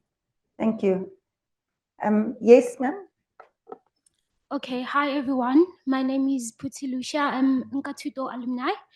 And it's sort of a suggestion and also a question at the same time. So since Thulile mentioned that there's kind of a gap in our education system, right? So I'm from township, and I've been tutoring kids as a volunteering member since this year. I took a gap year, right? I was a science student at the University of Johannesburg. So looking back at my background and all that, so and through my journey of tutoring, I feel like there is a gap from the foundation phase. Looking at how, like, we want to get into science, but I feel like the way it's introduced to us, it's kind of in a way that it nowadays make it a school feel bored, because it's being approached to us as something that we know. I don't know if you understand. It's being like, it's not being polished from how we should know it. How should we take it further? Because when I got to university, it was different from what I did in high school, you know. So I feel like the gap between the foundation that we get from high school to varsity, it's a kind of a very big gap, which is why I feel like there's a gap between Black people doing science. It's not because of we are not interested, but because of how it's being approached to us, you know. So, and also I feel like also the gap that make us to not be interested in research, it's because of, like, I feel like there are hardworking students, there are smart students. Those hardworking students are not been given a chance. There's always those top learners, and I feel like top learners, it's like 3 or 2, and those hardworking learners are actually brought down to not believe in what they want to achieve. I don't know if you get me. Yeah, thank you. Thank you so much. We've got one more, and then you'll take yours, and then we'll get some responses. Yes, sir. Greetings to the house at large.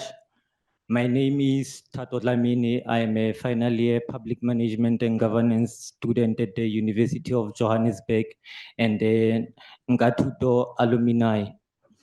Prof, next to Sis Thulile on the left, you said something that really caught my attention.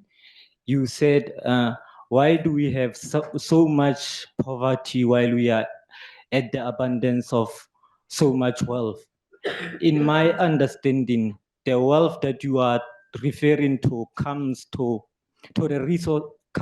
the resources that we have in the African soil. And in public management and governance, we are taught that South Africa aims to become a developmental state, for which that in my self-engineered definition means having enough state capacity to can foster economic growth, capacitate the people, and build a thriving nation. And in the context of South Africa, we have an abundance of natural resources.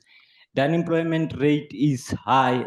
That means we have the human resource. And it will be an insult to say that we do not have knowledge and skills that we can utilize as a country. So my question to the panel is that, how do we then build this state capacity so that we can develop our country? I do have my theory about this, but however, I would like to hear from the panel on how we can do that. Thank you. Thank you so much. Sir? Yeah, thank you very much. Yeah, I'm not sure if this is a question or a comment or what. We've heard from history of Ora Tambo that he was expelled from the University of Pretoria, where I think our colleague was privileged to be the Vice Chancellor. Yeah. And it remains in history, even up to now, that he was expelled from that university. Now, having realized that what Ora Tambo stood for, he was correct. So my thinking was that why can't we honor him with that degree which he wanted to get, even posthumously, so that maybe it's a way of the university saying sorry to Ora Tambo, so that they can honor him, give him that degree. I think he will be happy wherever he is. If the University of Pretoria is not willing to do that, I think I will lobby through my deputy vice chancellor here that our University of Zambia can give him that degree. So any comments on that? Thank you so much. Prof. Landsberg, we'll start with you on the question of xenophobia and African unity, please. Thank you for that. Allow me to respond to two earlier questions, but I'll really be brief. One of them, Madam Chair, actually came from you. And I really want to direct my answer not so much to you because you raised a very important point, but to the NRF family, and I include myself in the NRF family.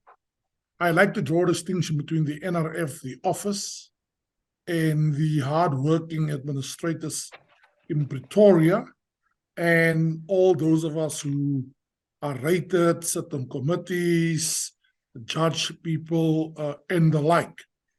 If there's one thing that the generation of 2015 taught us, what fees must fall, all the negativity in the debate about the destruction and the building of libraries, Prof. Tom, and so on, notwithstanding, the call for a fee-free decolonized education meant in part and at the very least that methodological, epistemological approaches should be turned on its head. And this obsession with knowledge from Europe and from the West, as if there is a monolithic West to begin with, and the othering of Africa, I don't think we've done enough work about decolonizing the curriculum, methodological approaches, how we go about research. And I would even go as far as saying that an obsession with westernized education, examples, books, textbooks, the way we teach, I think is still the dominant paradigm in our country. The first thing I really want to respond to. So I put a challenge to the NRF that there's a macro question that we were all asked to debate here, and I'm really sorry that I couldn't join you earlier today and in the past few days. And that is, having put the phenomenal leadership of our Tambo, what he stood for, his sacrifices, his life, his example under the microscope, what does it mean for us? What should we learn? That was a question we were asked to answer. So I'm not going to go into details about that answer. Let me come to your second point you raised, and you also raised it, Madam Chair. Vaccine apartheid, and the little that we've come to hear about it, is about the tip of the iceberg. And that finally brings me then to the big question you've asked me. And after all, I'm supposed to do research in this area. Whether I'm an expert and others consider me an expert is not the point. The point is I hold a chair in this particular area. And now I want to become a bit polemical.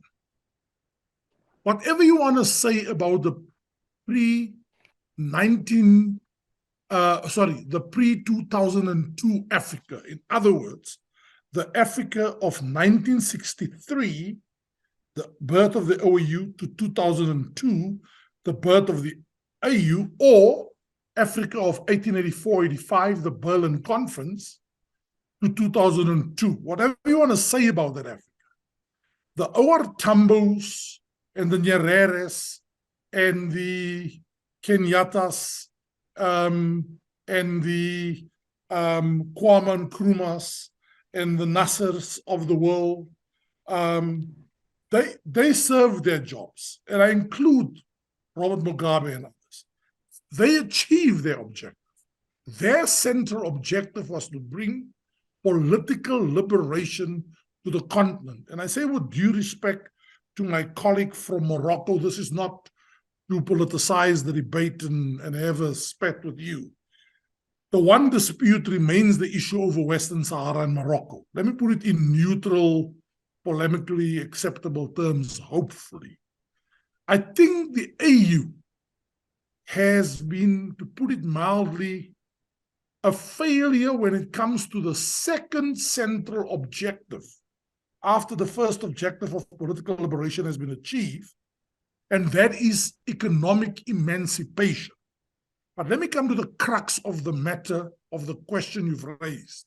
And I think at time we have to become a bit real and don't beat around the bush. I find it curious in my research how, when it comes to references about the past and the liberatory project and the liberation struggles, how there's unity, unimaginable unity amongst African states, almost all 55 of them. Unity. There's almost a political nostalgia that the liberatory project brings, and it comes with a unity. That's the good news. Let me now share with you the bad news, which I happen to think being the predominant reality. A majority of 55 states speaks the language of unity and solidarity, but they all act in Westphalian terms. In other words, their predisposition is to see the world through how do I protect the sovereignty of my little African state and its flag and its currency, and in particular the power and access to resources that we have. Let me put a complex issue for you in simple terms in 15 seconds. Then I stop there. But I really want to put it in a way that hopefully will get us to think. With the division that's going on in the world, an unprecedented geopolitical rivalry and tension, I don't think we realize, and I can't use the word lucky, but how That's the right word. I can't, I'm trying to think how fortunate or unfortunate this generation, all of us, irrespective of age, are to witness the unprecedented changes in the world that is happening. And I don't think we have a clue how serious it is. I don't think this has happened in 100 years. Here's the point I want to end on. Africa is about to become the playground of these global divisions. You're going to see proxy wars. You're going to see wars over resources, particularly over resources. While some of our leaders go to Russia and Ukraine to talk unity, we have foreign governments, and it's not just one in Eastern Europe, that helps to foment coup d'etats. I have to tell you that based on the research that a group of mine and I are doing at our Sarchi chair, I predict that in the next 5 months, we're going to see at least 3 more coup d'etats. So the unity that we all strive for, and the unity that the our Tambos of the world work so hard for and have a lot to show for, in spite of the idioms of the world that happened during their time. That unity is gone. And here is the thought I leave you. African agency, the ability to act together, the ability to get 55 to speak as one, or at least not as 55 and being played off against each other. That agency lies in tatters, and we are going to pay the greater prices. Food, economics, GDPs, wars, having to choose camps. You either with the one or the other, or this group or the other. And by the way, I don't exclude China, who's playing a very, very sophisticated game, and they don't take their eye off extracting resources from this continent. We are a deeply divided continent, and we speak the language of unity. We're deceiving ourselves. So I just needed to raise the political temperature in the room a bit, and I hope I've achieved that. Thank you, Prof. I think so. We're going to move. Sorry, he hasn't not answered the question. We were looking at what Oliver Tambo stood for unity. Sure. How are you doing it here? Yourself coming out to preach it, to preach that unity. That's what I was asking. I was not asking about my president going to Russia. And apologies for that, that I omitted to answer that question because it was a very serious question. I mean, I was struck by how Mavuso and Msimang... Landsberg, can I say you've got 2 minutes to answer the question? Okay. I was struck by how Mavuso and Msimang literally said, we are becoming a country of xenophobia. I'm not here to make excuses. I want to say this to you, and I've used the word before. We mustn't underestimate how sophisticated the apartheid project was in turning this into a traumatized state and a state riddled with racism, so much so that Black Africans in South Africa, as long as they feel more superior towards people from north of the Limpopo, Afrophobia is great. The damage is incalculable, and I don't think government has done remotely enough to build cohesion in our society. I think cohesion among South Africans and between South Africans and fellow Africans from other countries is at its weakest. I hope I've answered the question. Thank you, Prof. I'm going to also ask Mavuso to answer that question, seeing that you were the former Director General of one of our departments of Home Affairs at some point in your life. How would you respond to the question about xenophobia in South Africa? Oh, thank you very much. No, I think the question is broader than that. It's educating the public as a whole. I said OR would make us aware that we're very much an integral part of Africa, despite the and there are, people flow from areas of unemployment to areas where their employment opportunities, whether it's from the countryside in South Africa or somebody coming out of the country and so on. It's a real challenge to give people jobs. All I'm saying is that if we realize that intrinsically, we owe what we have now to the solidarity that we got and support we got from the rest of the continent. There's absolutely no doubt about it. You can't change history. It is a fact. The other thing is that when eventually when it became clear that there was a possibility of negotiating rather than continuing to fight, strategies, O.R. Tambo went to ask African states. Part of the stroke, the reason that the stroke was that he was flying from place to place, meeting Kaunda and Nyerere and people like that, to consult on what should we bring to the table now that we're agreeing to negotiate. The whole point of my intervention really is to say we should not lose that perspective. I don't think we can just blame Home Affairs or anybody. I think we can blame corruption to a very large extent for a lot of the problems that we have here. You wouldn't have people coming from anywhere and having documents if people were not corrupt and so on. So we must not fight the symptom. We should look at the cause of the problem. What should we do, all of us? Mulebwanji, so somebody from, I graduated from the University of Zambia, so forgive me when I practice a little bit of my No, it is really important. You know, people make examples about anything that's poor, that's not developing, is African. You see videos of people talking about, in spite of all the mineral resources that we have, in spite of all the things that we have, we are really lagging behind. So it's really up to all of us to pull ourselves by our bootstraps.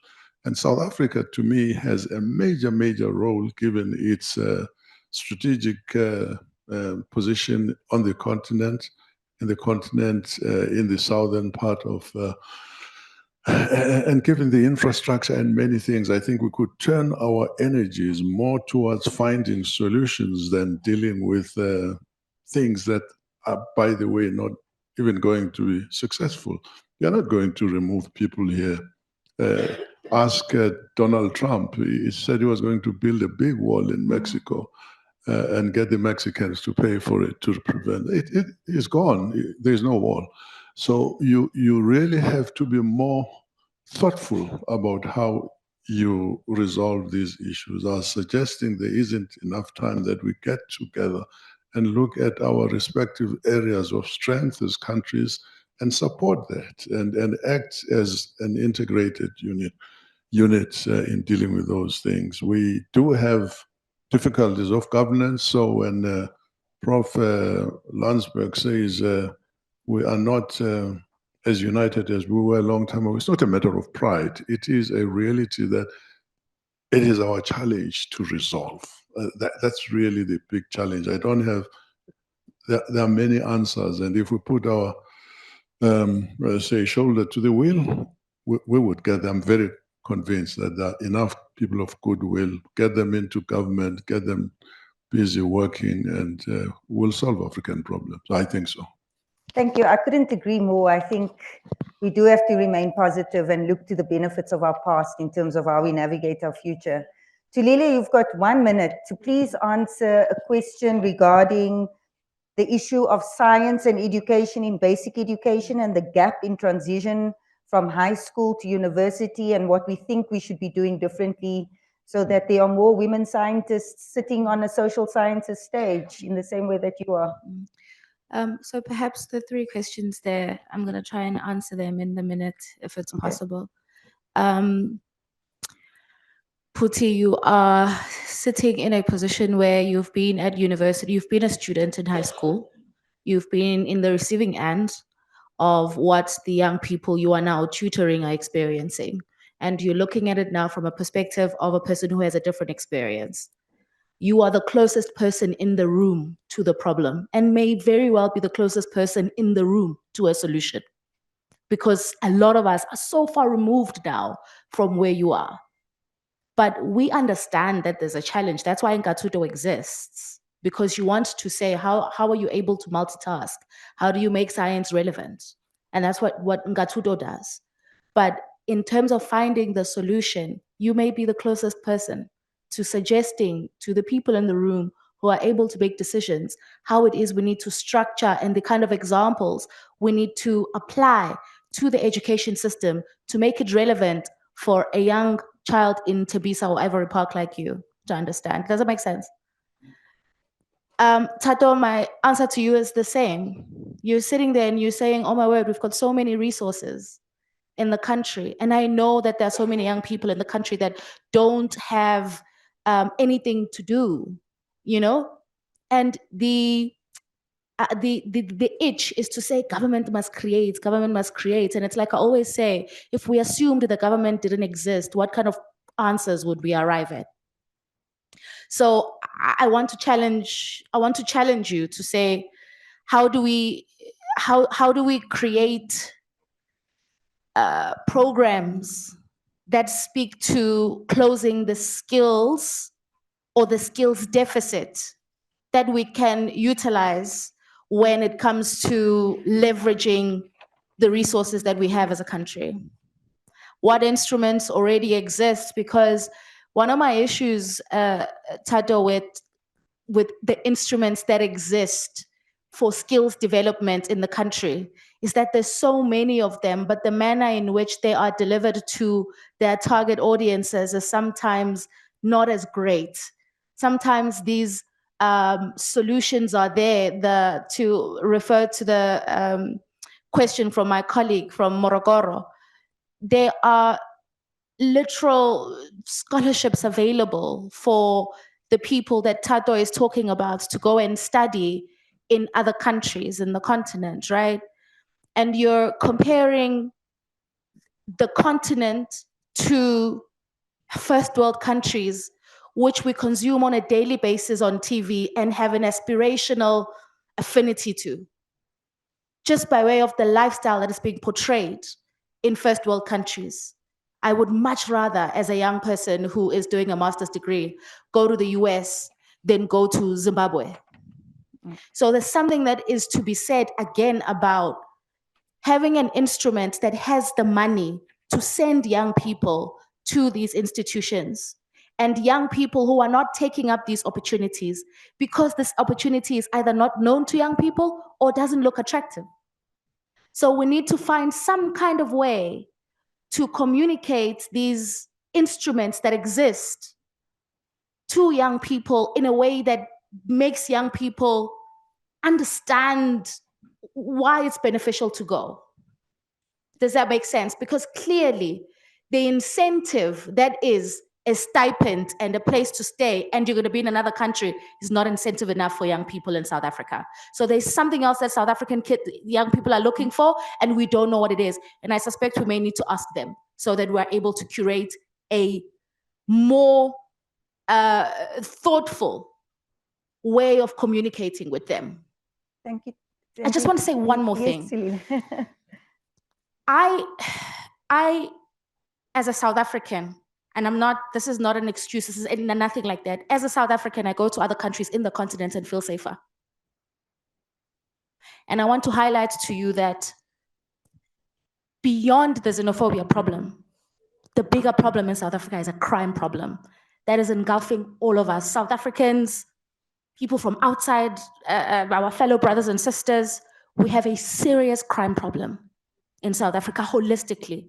If we looked at the statistics for the number of South Africans who were killed at one of those events that you are referring to that took place in one of the townships, you'll find that some of the people who died there were South Africans. We have a crime problem. That's the problem that we have. We don't dislike our African brothers and sisters. We date them, we get married to them, we have children with them, we work with them, they're our colleagues. But we have a crime problem and we have a social issue and economics problem in the country. Thank you so much. Lastly, Prof. Tom, if you could tell us about the honorary degree For OR Tambo. And your final remarks, and then we move on to our closing. So, final remarks of closing. No, your final remarks to wrap up this part of the panel before we move on with the program. Thank you very much. Just to confirm that OR was expelled at Fort Hare, but not at a stage when he was doing honors. He was actually doing a teacher's diploma. There was a UED, University Education Diploma at that time. So he had finished his BSc, he was doing that. And also the relation to the expulsion was that he organized a team to play tennis on a Sunday. And Fort Hare being a Christian university then, no sport could be played on a Sunday. And you'll recall that OR was very, very religious. He was a spiritual being and very religious, Anglican. So he saw this as a serious, serious threat to even his own conviction about religion. And he was expelled.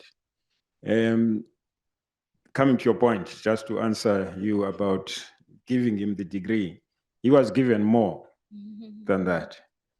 OR became the Chancellor of the University of Fort Hare.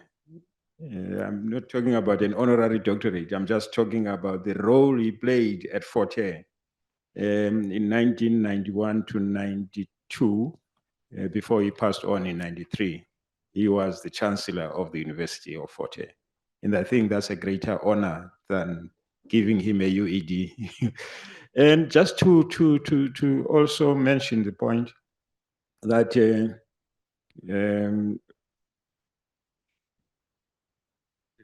okay, I'll do that in my closing remark. Okay, thank you so much. Let me stop now because it will take me longer. Yes.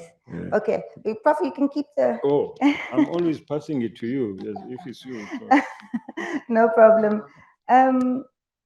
So now what we're going to do is we're going to be passing along the Tambo baton to our new research chairs. And before we get to that, to doing that one by one, I would like to ask Mavuso, please, if you could do the honor for us of passing the baton to the OR Tambo Africa Research Chairs. And I would like to also call on Prof. Samira, my pronunciation, Wadrayoko, to receive the baton on behalf of all the chairs. Thank you. So, physically passing.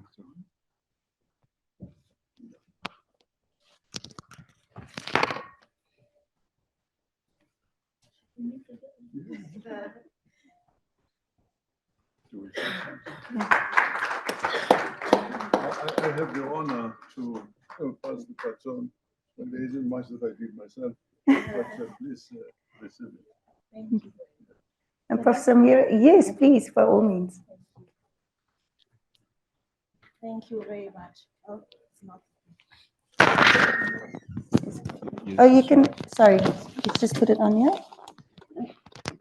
Okay, thanks.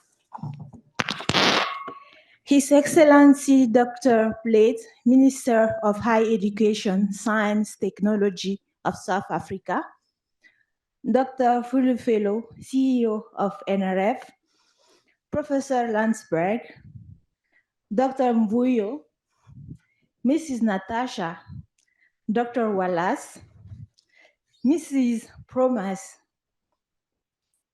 Nana, Dorothy, Dr. Nana, Dr. Dorothy, distinguished professors, doctors, guests, all of you behind the scene who made this annual gathering a success and made us feel home. Thank you. It's a great privilege and an honor for us, all Tambo Africa Research Chairs, to receive this baton. It is a symbol of Oliver Reginald and Adelaide Tambo legacy. We do research and our work inform good decisions. We promise to unite as our Tambo would like us to do and strive for an Africa, a world where equity, opportunity, and well-being are not just inspiration, but a reality for us, leaving no one behind. Thank you very much.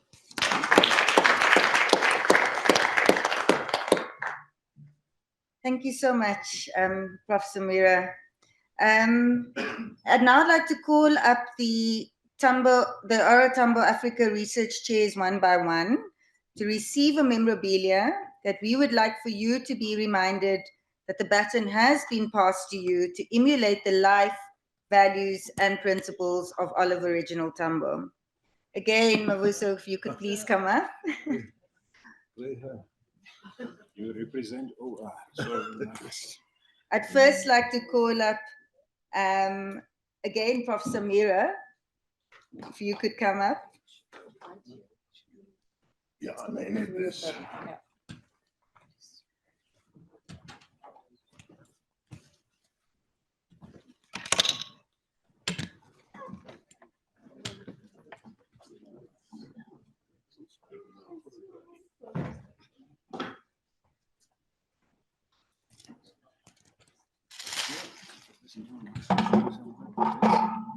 All this is good.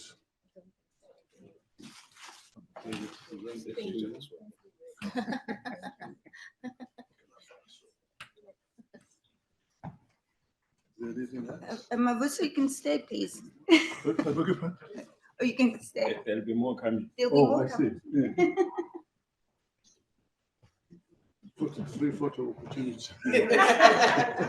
I'd now like to call up Prof. Olga Lompo from Burkina Faso.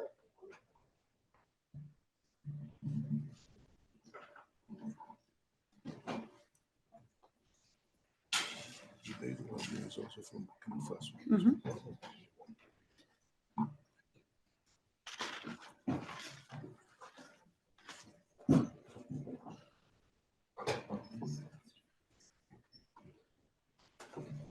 Thank you very much.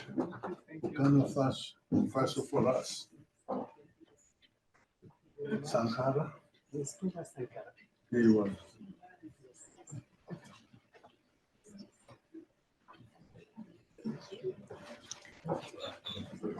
Thank you. Next, we have Prof. Gizo Tsiru from Botswana.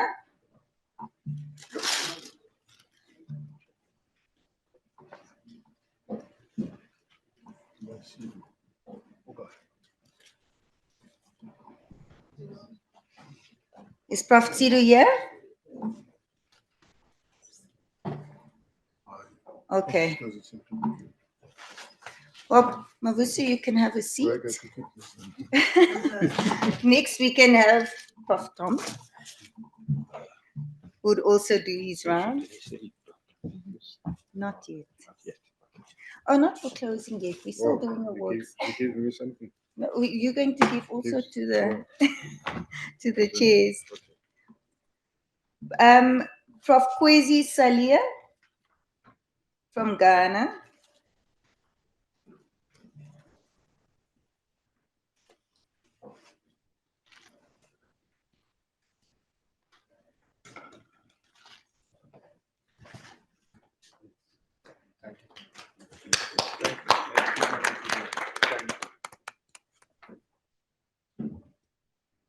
Next, I'd like to call up Prof. Almeida Situe from Mozambique.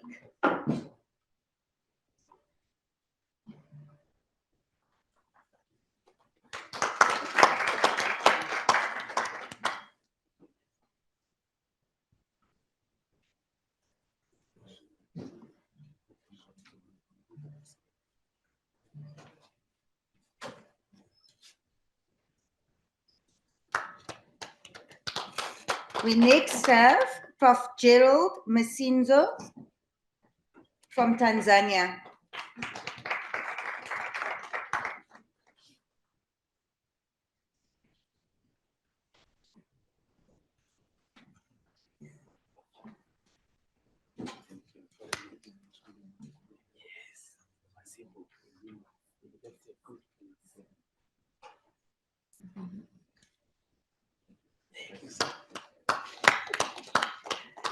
And then we have Prof. Hulda Swai, also from Tanzania.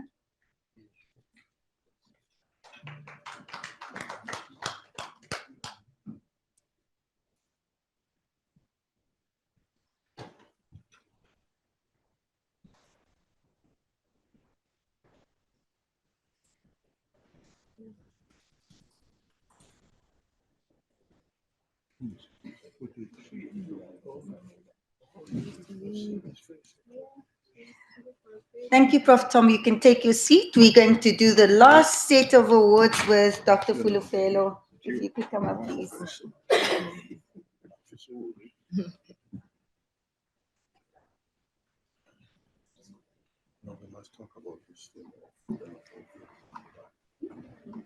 Dr. Fulufelo, we ask you to provide the award to Prof. Stephen Siambongani from Zambia.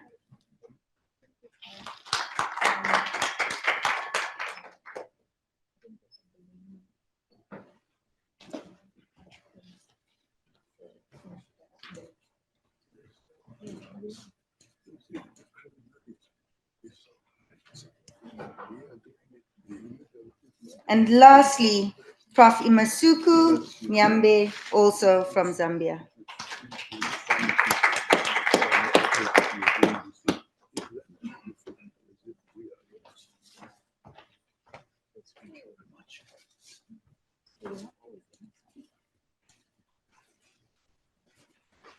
Thank you. Thank you so much.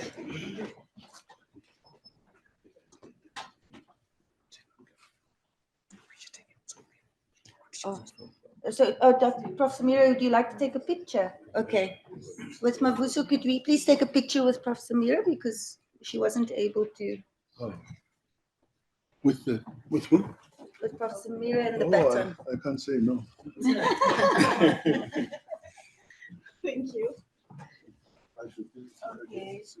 Yes.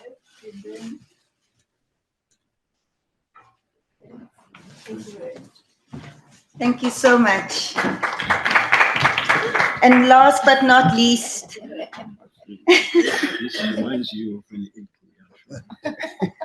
I hand over now finally to Prof. Tom to do his closing remarks. Thank you so much. Thank you very much, Kandiwe Matthews. Colleagues, I'm not going to take long in this particular one because we're already past the 5 o'clock that we targeted. But let me answer part of the question that I said I would answer. I take all the protocol of greeting that was done still applies.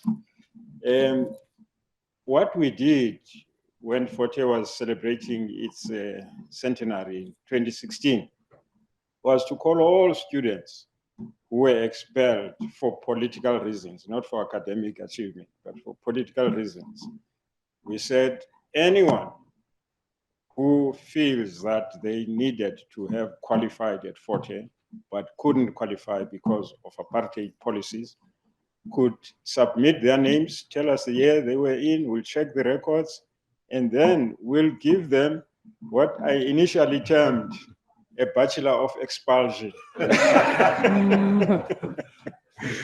But we changed that. It didn't become a Bachelor of Expulsion, but we gave them symbolic degrees just to say, we acknowledge that you went through this university and experienced the life that O.R. Tambo experienced, Mandela experienced, Sobukwe experienced, Z.K. Matthews.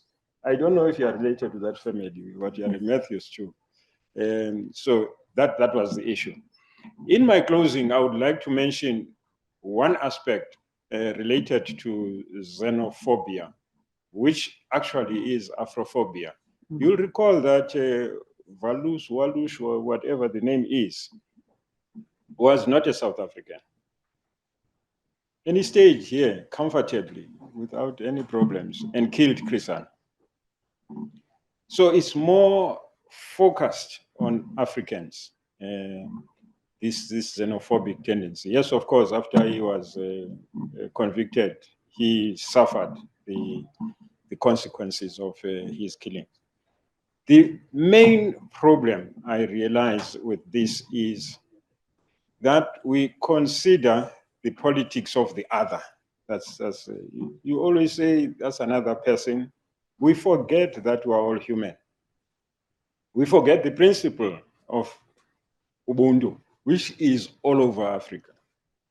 That you are because I am, in summary. And therefore, if I just treat you as a human being, and we'll get the results that have been mentioned, that the crime applies to everybody, or will apply. So we need to get over the politics of the other and know that we are a human society. We are human beings in the beginning and in the end. And Africa is our continent.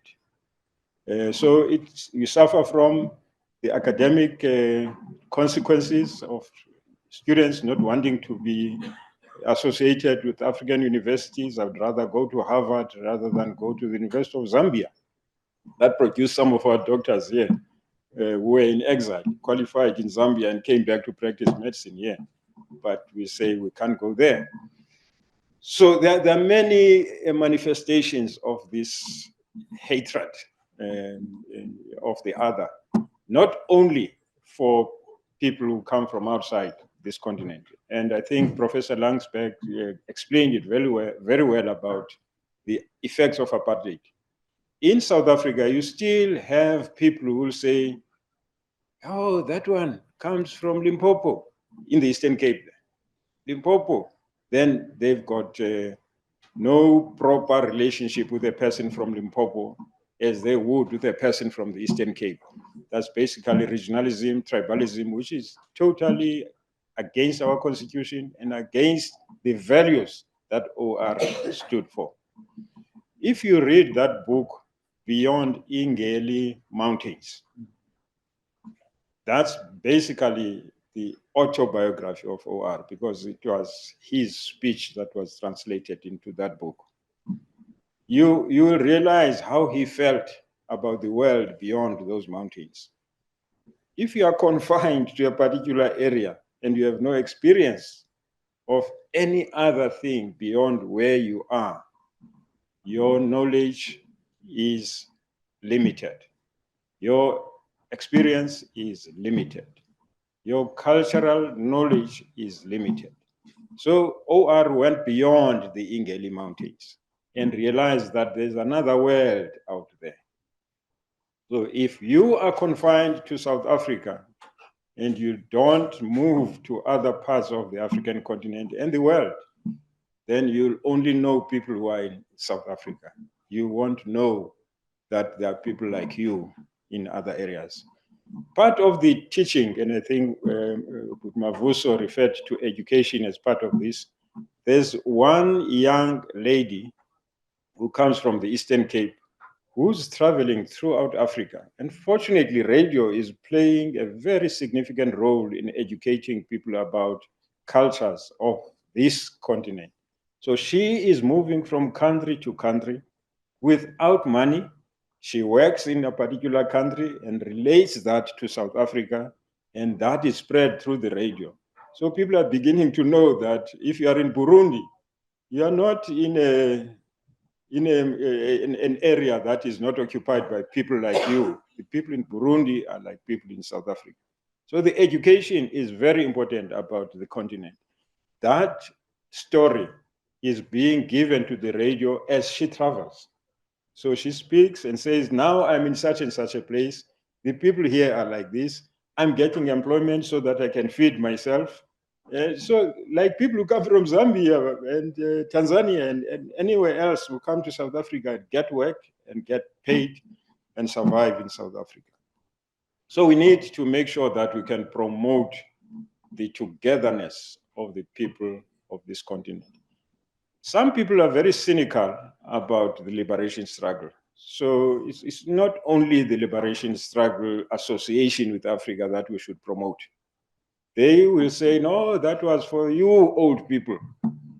So we are now here, and we don't want to have other people taking our jobs, other people taking our opportunities.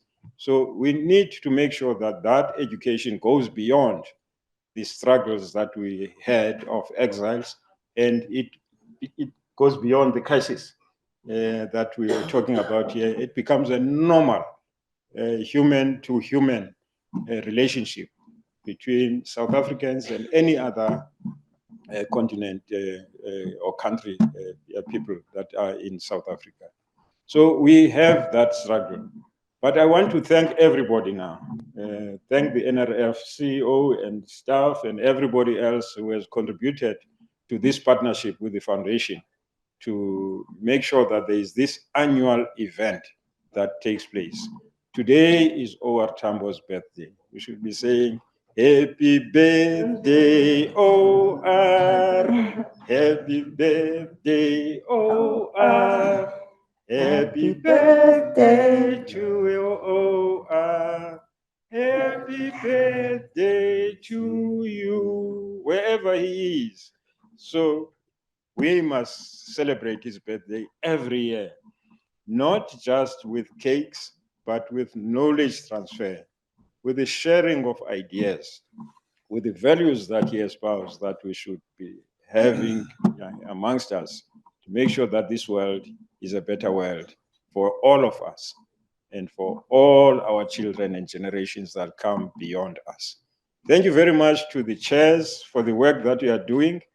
As I said earlier on, the aspirations of 2063, the African continent aspirations, are contained in some of the work that you are doing. You'll be making that contribution. Make sure that this is sustained. Beyond the NRF support, there must be other ways of making sure that we sustain this initiative and that the African continent owns it. Thank you very much to all of you. Tash, our CEO, panelists, is Professor Landsberg gone? All panelists that you shared your experiences here about the values and the nature of OR struggles and life. We thank you very much. We thank everybody once more. If I have not mentioned you by category, we thank you. Thank you and thank you. Let me thank the facilitator for this session. Thank you very much, Tandiwe. Thank you so much, Prof. It was a pleasure. Thank you. Thank you, everybody. And now we can have some snacks and drinks outside. Thank you so much, Dorothy. Thank you, Tash. Have a good afternoon.